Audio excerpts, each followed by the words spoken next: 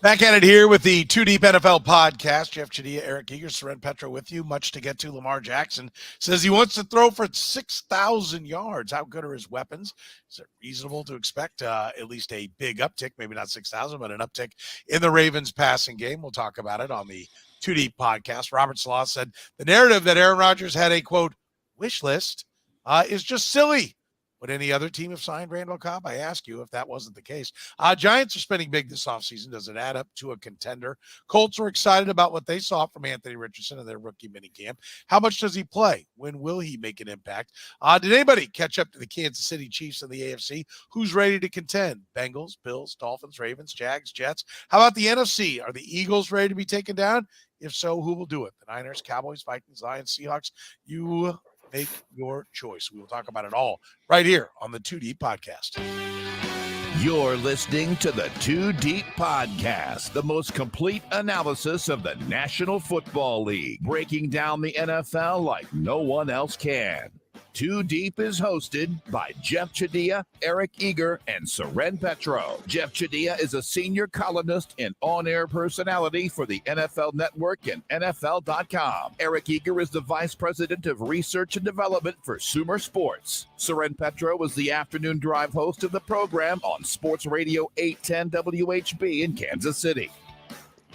2 Deep is proudly brought to you by Gann Asphalt and Concrete, Kansas City's nationally recognized full-service paving and pavement maintenance contractor, making parking lot problems disappear since 1994. Free consultations, no commissions, in-house crews, and every project comes with a written warranty. Find them online at GannAsphalt.com or call 816-484-3338. Gann Asphalt and Concrete, one contractor, all things parking lot. Gann Asphalt and Concrete is now hiring for all positions: project manager, dump truck drivers, operators, and crew members. Starting pay up to $30 per hour based on experience, with paid time off and insurance, just to name a few of the benefits. Check out GannAsphalt.com for more info.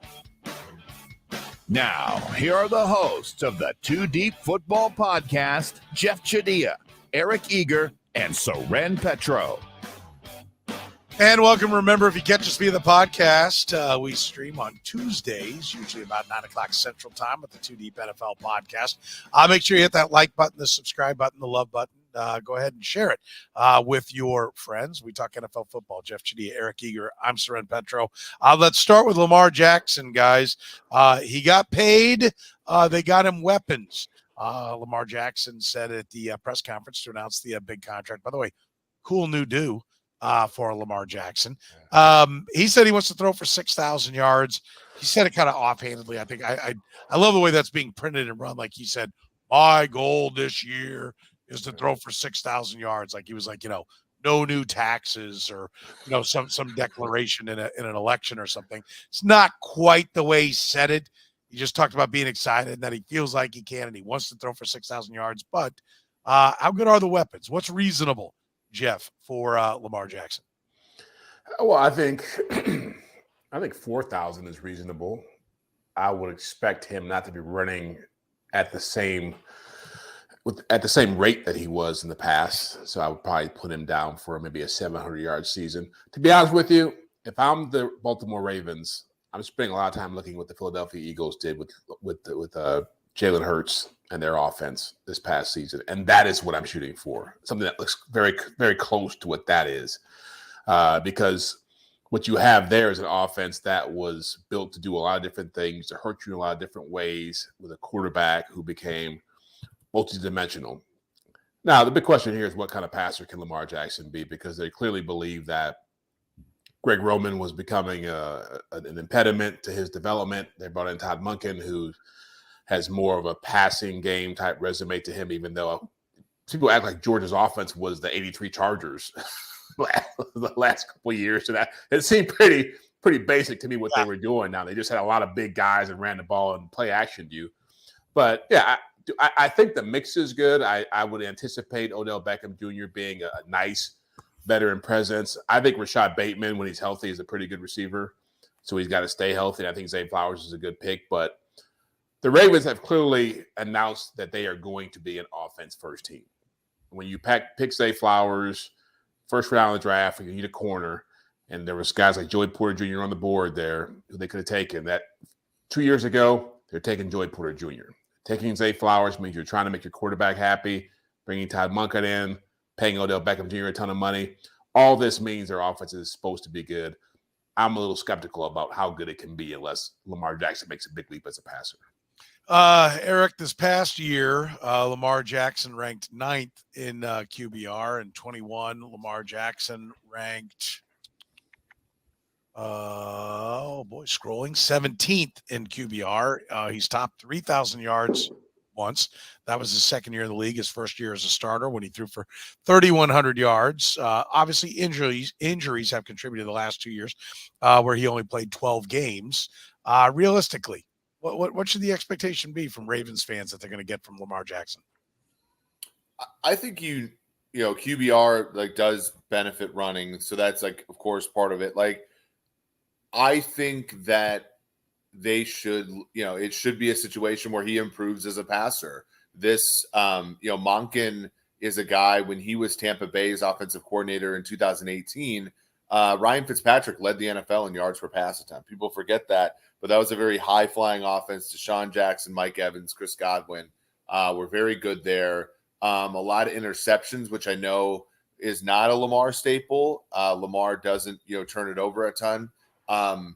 But I think it's a perfect fit because Lamar, to me, is not a guy that if your average depth of target is 7 yards, he can be successful. He's just not that accurate underneath.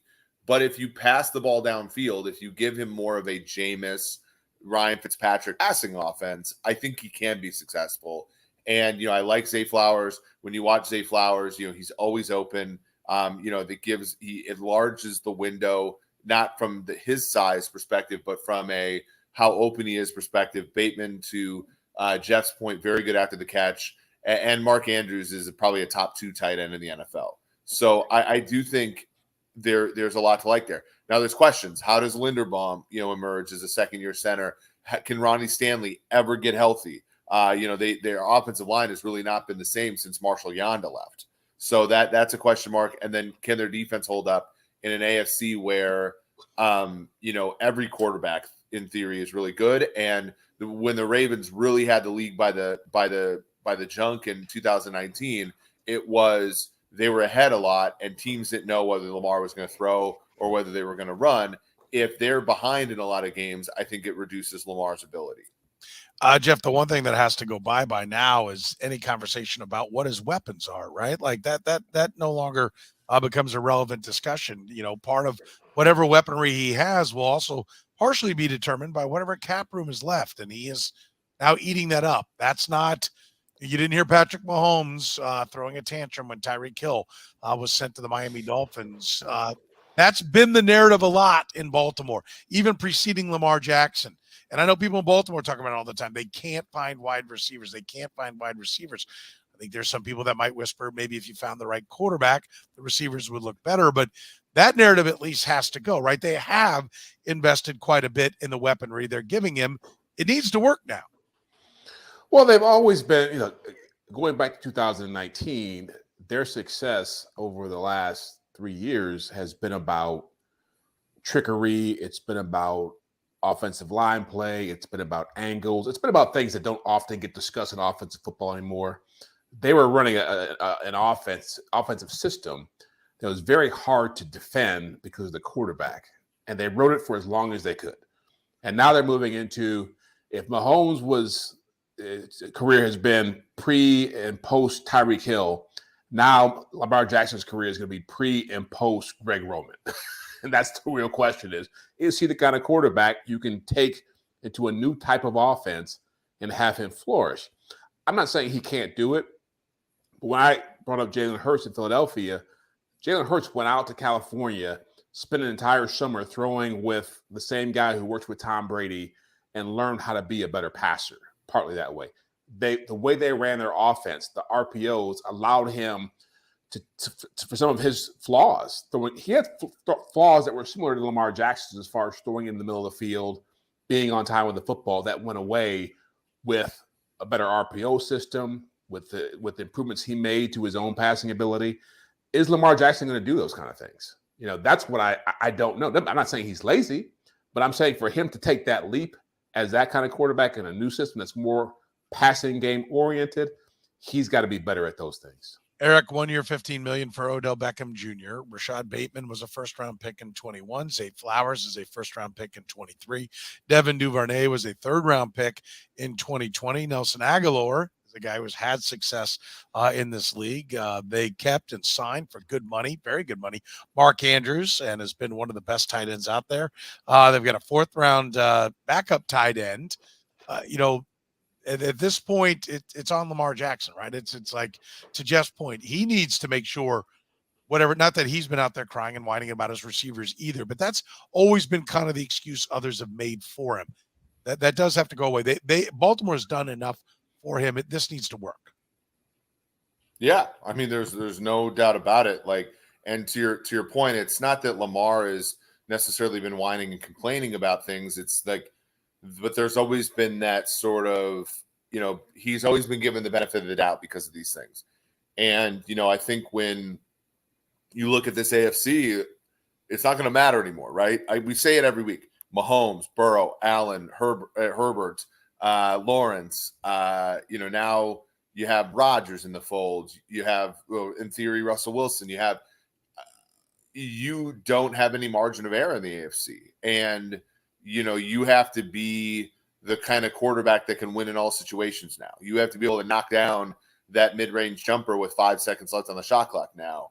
And you can't just be the guy that can, in sort of basketball parlance, you can't just hit the corner three in the NFL, anymore with the way that these teams are with respect to, how good the passing games are. So Lamar, it's time to make his money. And now he's the highest paid player in the league. So it really, there's a lot. I don't think there's a player in the NFL other than possibly, Aaron Rodgers, who has more pressure on him this year. It's very Russell Wilson-like, not to cut you off, but yeah, as a player who flourished in a system that was good for him and is going to a system that may expose some of the things he doesn't do well.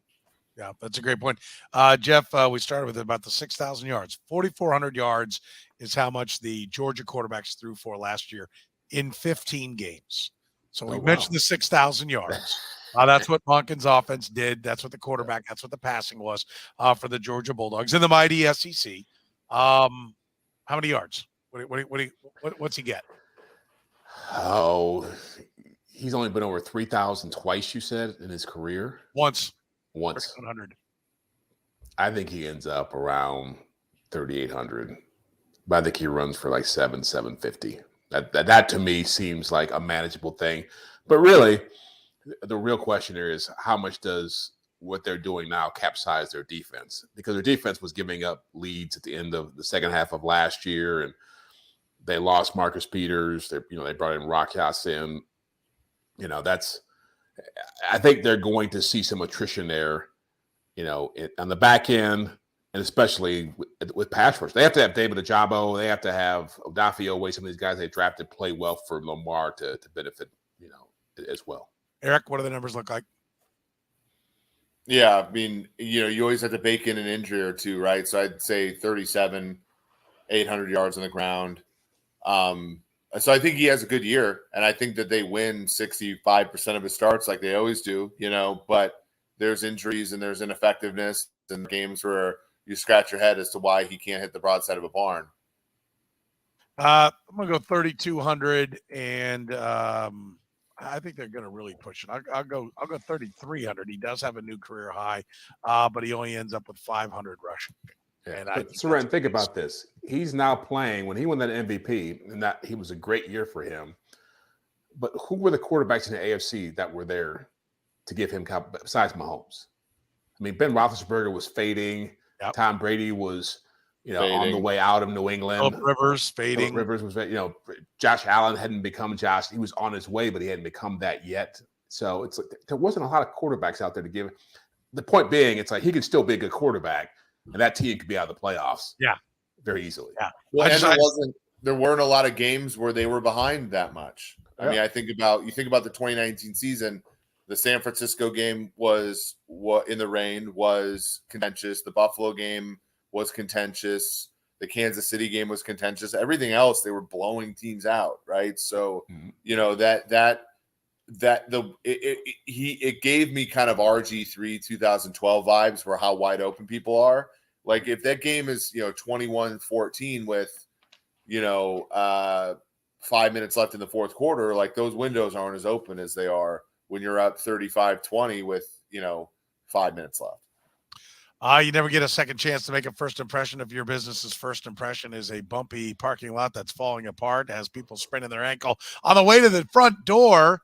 Don't live like that. Call Gann Asphalt and Concrete, Kansas City's nationally recognized full-service paving and pavement maintenance contractor, making parking lot problems disappear in Kansas City since 1994. Nice, smooth lot. That's what we all want. Striped perfectly. That's what Gann Asphalt and Concrete does. Find them online right now at GannAsphalt.com or call 816-484-3338.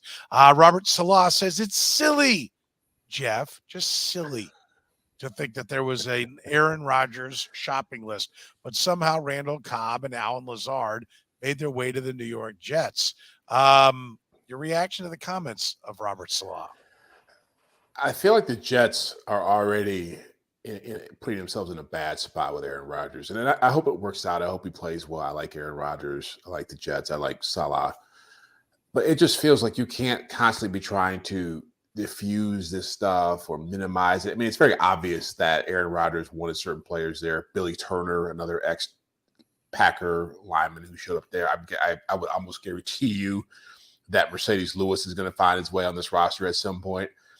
And so it's okay to say, yeah, you know what? Quarterbacks want certain things. We all know Aaron Rodgers is a diva. We all know he's high maintenance. You're not going to convince people in a press conference by trying to, act like it's not, trying to blow this stuff off. But more importantly, and my only concern with this marriage is that do they placate him too much? Again, is Nathaniel Hackett a really good offensive coordinator or just a guy who is really good at being Aaron Rodgers' friend, as Aaron Rodgers didn't get along with Matt LaFleur at times? Is Randall Cobb still a decent receiver, or is he just somebody who's getting paychecks because he's tight with Aaron Rodgers? If that starts to become the mindset, you begin to affect remember, there's a lot of guys who were in the Jets locker room who were good players, who were expecting to do big things. And if you start bringing in too many people, you start doing too much to make the quarterback feel good, it can be a problem. We always compare Rodgers to Tom Brady going to the Bucs. Tom Brady did a great job of understanding, hey, I got to win these guys over. I got to show them I'm a leader. I got to be in the room with these guys, part of their success. Rodgers is doing that in practice, but I still feel like all this stuff just feels like game playing. Like it's putting more pressure on him having to succeed come September and October. Eric, how about it? You talked to a lot of teams. Like when you go down this road, like the Denver Broncos were signing, they needed defense when Peyton Manning got there, and of course, they did build it up, but they were signing Wes Welker to add to already. Brandon Stokely. Yeah. You sell your soul to the quarterback. I think Jeff's points are great. You look foolish. Just fess up to what you're doing. Everybody knows it, and nobody blames you, do they? I agree. I mean, I think the Jets, there's no out here, right? Like what is the bare minimum that needs to happen for Joe Douglas to keep his job in New York? Is maybe playoffs. A good question. Playoffs, but and like playoffs and Aaron Rodgers coming back. If he would lose a wild card game and Aaron Rodgers says peace out, he's fired. Right. Yeah. So I think about this from this perspective, like what are your chances of achieving what you need to achieve to keep your job if you're Joe Douglas, if you cut corners with Aaron Rodgers? Not high, right? So it's your last chip, you're at the table, it's your last chip. You got to throw everything you have at that one hand, right? So to me, it's, you give them the parking space, you give them the office, you do everything. And if it doesn't work, you were going to lose your job anyway. You've already cornered yourself into a situation where if Aaron Rodgers doesn't work out, you're done, right? So that's kind of where I sit on this. I'm more, I'm like do whatever Aaron Rodgers wants. I don't necessarily think it's smart, but I don't necessarily know if they had any other out here. Once Aaron Rodgers became a thing for them, they were going to have to fully commit to it. Was there another wideout, Jeff, that would have been a better move for them to be going after? Wouldn't this be, easy to walk forward and say, like, who the hell else did you want us to sign? They gave more money to Allen Lazard than any other wide receiver got. But was he really actually the best wide receiver that was out there? Julio Jones, Jarvis Landry, Sammy Watkins, these are some of the named guys. Don't you at least defend the players you've signed if you're the Jets? Yeah, there are better options. And again, Randall Cobb was done 2 years ago. And I get that they've played together, but it's amazing. It's amazing to me how much Aaron Rodgers loves him. And don't you think, Eric? I don't understand it aside from the fact that he just likes having him in the locker room. And again, my issue here, and I've tried to think about this the last couple of days, just in terms of when you think about quarterbacks in this stratosphere, guys who've won Super Bowls, guys who could be Hall of Famers, who have moved to different teams late in their careers, the range is so strange because you've either got Tom Brady, Peyton Manning, or you got Russell Wilson. There's very few comps in between. Brett Favre both sides of the range. Yeah. It's either going to be an epic fail or it's going to be a championship. And it just feels as if this is, and Tom Brady did it with the Bucks. But I think when he did it, it made more sense because Gronkowski was still a viable player. Fournette was a cheap ad in training camp or whatever in the offseason. Antonio Brown came mid-season. They were filling needs. But this is more like we just want Aaron to feel good. And I think the Packers, I'm sure Brian Gutekunst is sitting somewhere right now thinking, you're going down a slippery slope here. Yeah. I've been down this road with this guy, and it's not going to end well. Eric, you sit and talk to general managers. You've been in those meetings with them and, breaking down the analytics of different things. Isn't this almost an indictment of why it's not working for Aaron Rodgers? He either can't see what is, important when it comes to receivers or, he doesn't care. Either way, it's he hasn't been right mentally for years, though, guys. Right? We're not talking about a guy who is well adjusted right now, are we? But quarterback matters. So, I've been in rooms with people who work for teams that have the quarterback, and they're like, all this other stuff really matters, but the quarterback matters the most, right? And so, I think that's the Joe Douglas. You swung and missed on Zach Wilson. You hit on offensive rookie of the year, defensive rookie of the year, the last draft, and it still doesn't matter. You're still 7-10, right? I think that they're like, this is the gamble that we have to make in order to win, in this league. Yeah, I think it's fair. By the way, if people aren't aware of what the Jets, they already had, a pretty good core, right, of receivers that were there before they went out on the shopping spree. They Garrett Wilson was the best rookie wide receiver in football last year. They signed McCole Hardman. Corey Davis was already there that they had spent in, and that's a former first-round pick, and they'd spent good money on him. Now adding in Allen Lazard, Tyler Conklin, CJ Uzomah. It better work. Yeah. Right? It better work. Yeah. Well, to your point, man, Jarvis Landry would have made more sense if you're looking for a slot receiver. Somebody come in there and be a difference maker at that spot for you. There are some options that would have made a lot more sense than signing an over-the-hill Randall Cobb. But wait until Mercedes Lewis shows up. Yeah, we'll do this again. Jeff has called his shot. We'll see when it gets there. How about the Giants, guys? They're spending big. What do we make? Listen, I know in New York, you can't just sit there twiddling your thumbs, and the Jets are making all these moves. Daniel Jones, $45 million for Daniel Jones, now $4 for 90. Dexter Lawrence is a fine football player for sure, and one of the better interior guys out there. But he's not a big pass rush guy, right? That's not his MO. I think he's got 15 career sacks. Jeff, a lot of motion. Any progress overall, really, with the Giants getting better right now? No. And really, I can see them being a much worse team than they were this past year. I mean, they barely made the playoffs. I could see them being a 7-win team easily, just based on the talent that they have around them. I think Brian Dable did a great job, a masterful job making the most of what he was given. But there still isn't, in my mind, enough there to compete with what's in that division. And maybe that's partly why they've been so aggressive, that they recognize Philadelphia is a juggernaut now, and they're still going to make moves and get things done. Howie Roseman has shown he can do that. Dallas, as much as we joke about how much of a train wreck they can be, and how dysfunctional at times they can be, a lot of talent on that roster as well.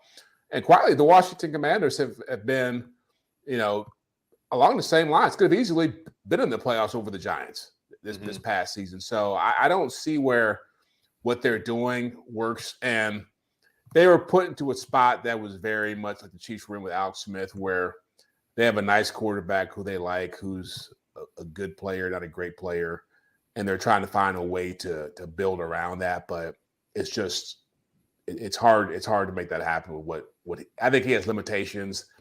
I think the best of Daniel Jones, what we saw last year, I don't see him being above that. If he can't get above that, they'll be a mediocre team. Eric, they better knock the quarterback down. Right? I mean, Leonard Williams making a big check, Dexter Lawrence now making a giant check, Kayvon Thibodeau taking up high. I mean, like, that's the plan, right? Like, they're expecting that this should be hell on wheels up front, and if it's not, that's a lot of capital invested in an area if you're not getting really high productivity out of it.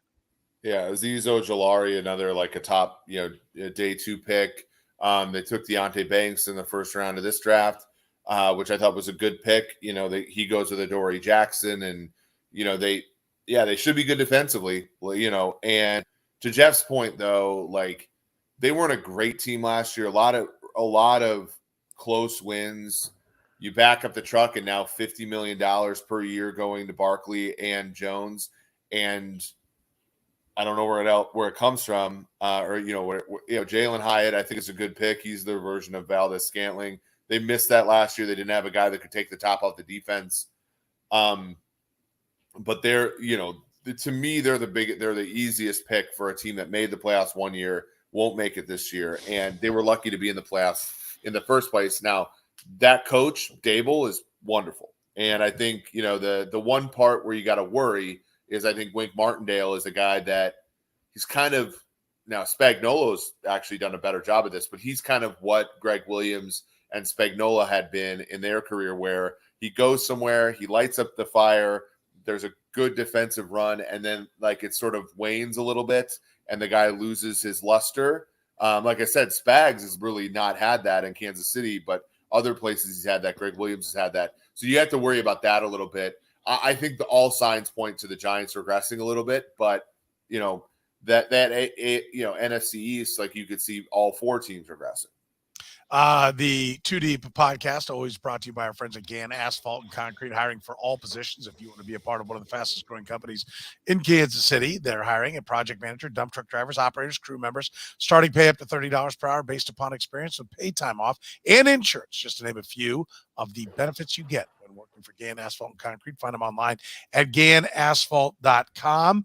The Colts say they like what they saw out of Anthony Richardson. It's like everybody loves it. It's like, boy, we nailed it on every one of these guys. Only 12 guys of the 32 picks from the 2020 draft had their 5th-year option. A boy in the first year, and they might exercise that 5th-year option right now, even without them stepping on the field, Jeff. And then the Colts are right there at the front with Anthony Richardson. You buy him what you're selling? Yeah, I always love when the quarterback shows up rookie year. They talk about his aura, how people just gravitate to him and wait till other people get in the room and see what kind of light he brings into the organization. I think he should not play it down for this team this year for 2 reasons. One, if I'm Chris Ballard, their general manager, I'm thinking it buys me 1 more year in this job. If I can sell this as a project that's in place to make this quarterback as good as he can be. And 2, Chris Ballard was a part of the Chiefs, I believe, when they drafted Mahomes, right? He was still with the Chiefs the year that they drafted Mahomes, right? He left on 18. No, he was gone. No, was he gone by then? Yeah. Okay. Well, that he's had a chance to watch how Mahomes progress from afar.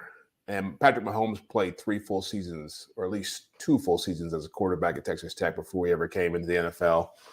And spent a year sitting behind Alex Smith. Jalen Hurts played 40-some college games, or 42, 45 college games in his college career, and played a little bit in his rookie year, and then played a lot in his second year. And Shane Steichen was a part of that. I feel like if they want this kid to succeed, they got to recognize that 13 starts at the college level is not enough to come in here and play quality football at the NFL level. And yeah, you got to take the hit. Yeah, it's going to suck. Gardner Minshew is going to have to carry the day for a while. But if you want to be able to catch the Jaguars in your division, this kid has to be a success. And for me, that means giving him a chance to grow, learn how to be a quarterback in the NFL, have a quarterback who's a veteran like Minshew around to teach him some things, and then cut him loose in his second year. I think if you let him go out there and bounce around and get dinged around, he could easily become Mitch Trubisky. Yeah, is that the fear, Eric, that they throw him right in there?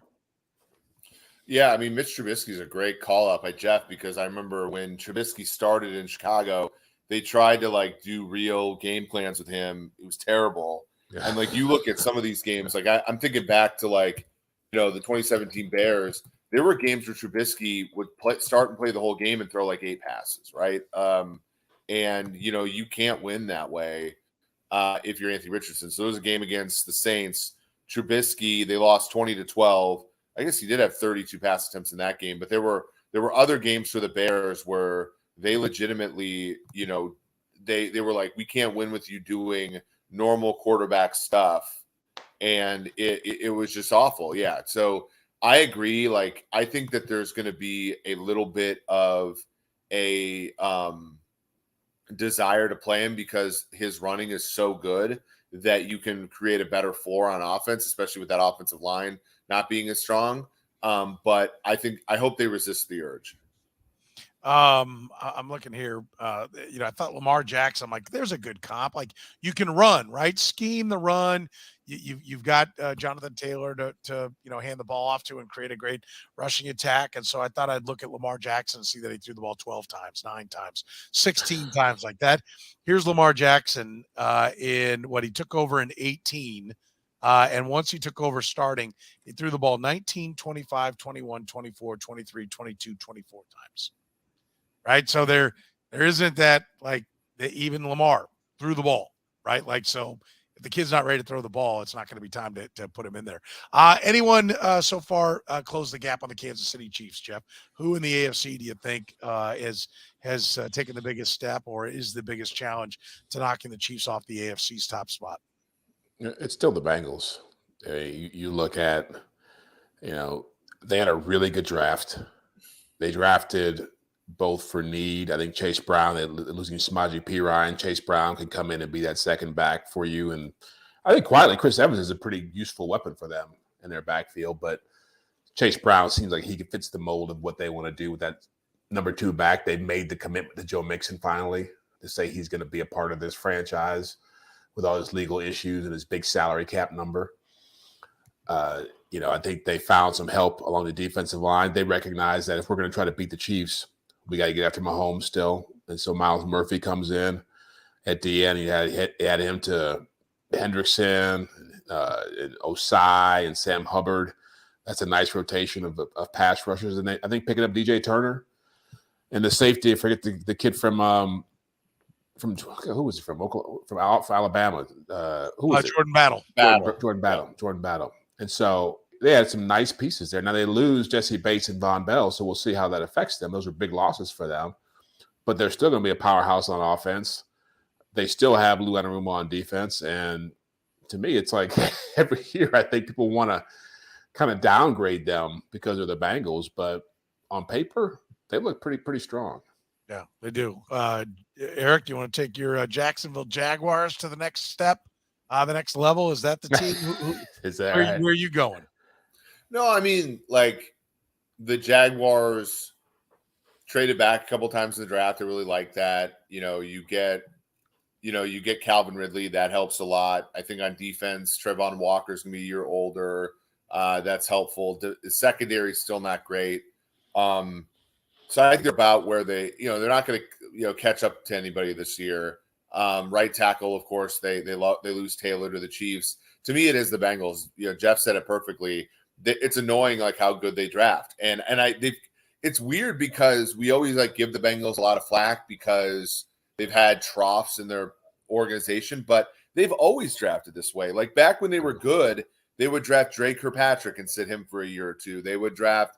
We give them crap because they drafted Cedric Oboihi and Jake Fisher when they had tackles like Whitworth and guys like that, and who's the other guy, Andre Smith. And it's like, well, those picks just didn't work out. But picks not working out isn't a problem.